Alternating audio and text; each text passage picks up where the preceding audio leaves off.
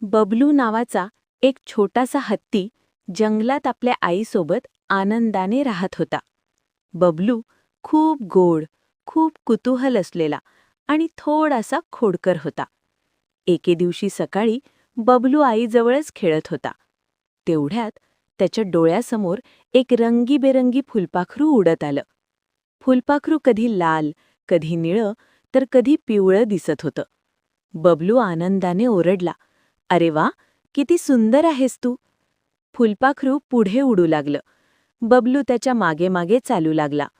"थांब, थांब," असं म्हणत बबलू हळूहळू जंगलात आत गेला.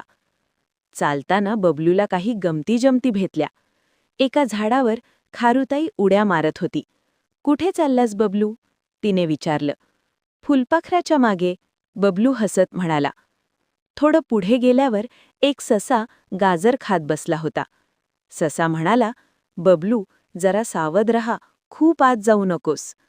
पण बबलू फुलपाखराकडे पाहतच पुढे निघून गेला.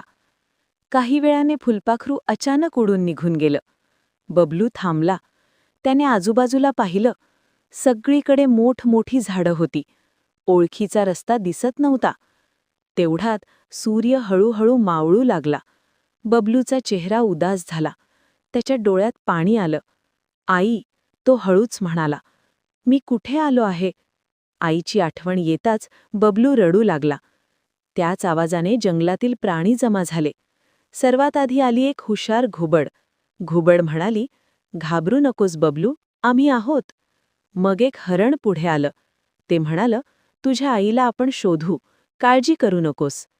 एक माकड झाडावरून उडी मारत म्हणालं, "मी वरून पाहतो, कदाचित कुठे हत्ती दिसेल." माकडाने थोडं दूर पाहिलं. "अरे, तिकडे हत्तींचा आवाज येतोय," तो आनंदाने म्हणाला.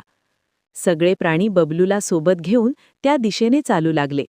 घुबड पुढे मार्ग दाखवत होती. हरण रस्ता मोकळा करत होतं. माकड झाडावरून उड्या मारत होतं. थोड्या वेळात बबलूला एक ओळखीचा आवाज ऐकू आला. "बबलू!" आई हत्तीत जोरात हाक मारत होती. बबलू आनंदाने ओरडला, "आई!" तो धावत आईकडे गेला. आईने बबलूला घट्ट मिठी मारली. "पुन्हा असं दूर जाऊ नकोस," आई प्रेमाने म्हणाली. "मी शिकून घेतलं आई."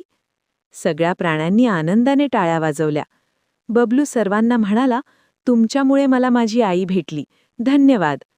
त्या दिवशी बबलूला एक गोष्ट कळली. आपण एकटे नाही. मित्र असतील तर प्रत्येक अडचण सोपी होते. आणि त्या दिवसापासून बबलू फुलपाखरू पाहिलं तरी तो आईचा हात कधीच